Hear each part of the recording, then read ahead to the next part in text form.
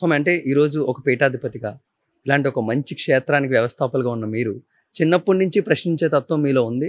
అలా ప్రతి ప్రశ్నకి మీకు మీరే సమాధానం వెతుక్కుంటున్నారు. ఈరోజు మా అంటే జనాలుగా మాకున్న కొన్ని సందేహాలు ఏంటంటే స్వామి, ముందుగా అసలు ఈ విశ్వం ఏంటి? ఈ విశ్వంలో ఇన్ని జీవరాశులు ఒక్క భూమికి ఎందుకు చెందుతున్నాయి? ఇందులో మనిషి ఎందుకు అంత గొప్పవాడైపోయాడు? ఇన్ని జీవరాశులు ఉండగా అతని తెలివి ముందు ఏ తెలివి ఎందుకు పనికి రావట్లేదు? ప్రతి వ్యక్తి కూడా 84 లక్షల యోనుల యందు పుట్టే వచ్చి ఉంటారు. ఇది లాస్ట్ అన్నమాట. ఇది ఫైనల్. ఇక్కడ మానవుడు తన ధర్మాన్ని తాను నిర్వర్తించుకొని పరిపూర్ణత చెందగలిగితే ఈ లోకంలో పుట్టాడు. దీనికన్నా గొప్ప దేహాన్ని పొందుతాడు. ఇప్పుడున్న ఈ శరీర అవస్థల కన్నా కొంచెం గొప్ప అవస్థతో ఉన్నటువంటి దేహాన్ని పొందుతాడు. ఈ మనుష్య శరీర ధర్మాన్ని వీడిన తర్వాత అటు పిమ్మట 18 శరీరాలు ఉంటాయి. 18 దివ్య దేహాలు పొందాల్సి ఉంటుంది. ఆ 18 దివ్య దేహాలు వీడిన తర్వాత అక్కడ కూడా ఆయన క్వాలిఫైడ్ అయిన తర్వాత ఆ తర్వాత వచ్చేటటువంటి 9 దివ్య దేహాలు. ఆ 9 దివ్య దేహాల తర్వాత 3 దివ్య దేహములు. దాని తర్వాత చిదానంద స్థితి లోపల లయమైపోతాడు భగవంతునిలో. అది ఈశ్వర సాయుధ్యం, శాశ్వత వైకుంఠం. అది పర్మనెంట్, ఇంకా మళ్ళీ రాడు ఆయన. ఒకవేళ లోక కళ్యాణయుక్తమై ఆయన శరీరం అవసరమై ఉంటే మళ్ళీ అవతారం ఎత్తుతాడు తప్పిస్తే యోనిలో పుట్టాడు. ఒక అవతారంగా వస్తాడు తప్పిస్తే యోని యందు జన్మించడం అనమాట. మనుష్య జన్మ రావడానికే ఎన్నో కారణాలు ఉంటాయి. 1-2 కారణాలు అయితే కాదు. మానవ శరీరాన్ని తీసుకున్నాడంటే లోక కళ్యాణ కార్యకృతమయ్యే తీసుకుంటాడు. సామాన్యంగా అయితే తీసుకోడు.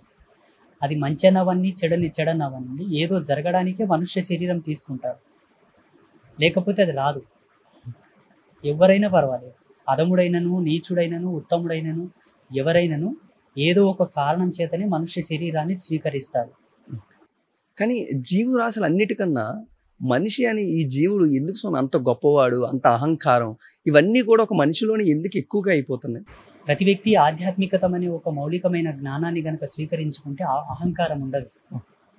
ఎప్పుడైతే మనుష్యుడు ఆధ్యాత్మికతను దూరం చేసుకుంటాడో అహంకారం అతను వెన్నంటే ఉంటుంది. ఆయన మీద అది ప్రభావం చూపుతూనే ఉంటుంది. అందుకే ధర్మంలో ఒక మాట చెప్పారు, ఏ వంకతోనైనాను ధార్మికంగా జీవించడానికి అలవాటు చేసుకో. ఏ వంకతోనైనాను ఆధ్యాత్మికతను మిళితం చేసుకొని జీవనం కొనసాగించు. అది నీ జీవితాన్ని ఎలా మలచాలో అలా మలుస్తుంది. నువ్వు పుట్టిన ఈ జన్మకు పరిపూర్ణతను ప్రసాదించదే నీకు నిలబెడుతుంది, పక్క నిలబెడుతుంది అని చెప్పారు. స్వామి మరి మీరు అలా అంటుంటే ఇదే ఆధ్యాత్మికతని అజ్ఞానంతో చూసి ఆ అజ్ఞానంతోనే ప్రశ్నించే మనుషులు చాలామంది ఎక్కువ అయిపోతున్నారు. కానీ ఈ మధ్యన సైన్స్ ఎక్కువైపోయి స్పిరిచువాలిటీ అనేది తగ్గిపోతుంది. దీనికి మెయిన్ రీజన్ ఏమంటారు? సైన్స్ వేరు, స్పిరిచువల్ వేరు కాదు. రెండు ఒకటే, చూసే కోణం వేరు. ఒక పరికర రూపంలో చూస్తున్నారు కాబట్టి అది సైన్స్ అని డిఫరెంట్ క్యాడర్లోకి వచ్చింది.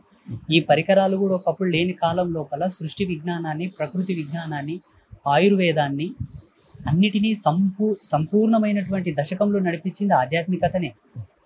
ఇది కూడా సైన్సే, ఇది కూడా విజ్ఞానమే, ఇది వేరు కాదు అసలు. ఇప్పుడు చూడండి, మనకి పరికరాలు, ఈ టెక్నాలజీ అంతా ఒక 250 సంవత్సరాలు 300 సంవత్సరాల నుంచి మనకు పరిచయం అయింది. అంతకన్నా ముందున్నటువంటి మానవుడు, అంతకన్నా ముందున్నటువంటి ప్రపంచం అంతా కూడా దేని ఆధారంగా బ్రతికారు? దేని కోణంలో బ్రతికారు? ఆధ్యాత్మిక కోణంలోనే.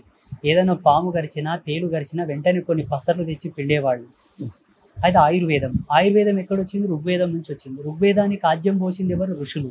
ఋషులకంతటి జ్ఞానం ఎక్కడి నుంచి వచ్చింది? ధార్మిక చింతన, ధ్యానము, తపస్సు, యోగ సిద్ధి, యోగ ఫలము. వీటన్నిటికీ పుట్టినిల్లు ఆధ్యాత్మికతనే. వీళ్ళేదో సపరేట్ మేము చేసామనుకుంటున్నారు కానీ వీళ్ళు ఇది చేసుకోవడానికి కూడా బేస్ మన సనాతన ధర్మం, మన ఆయుర్వేదం, మన యొక్క వేదం, మన యొక్క జ్ఞానమే.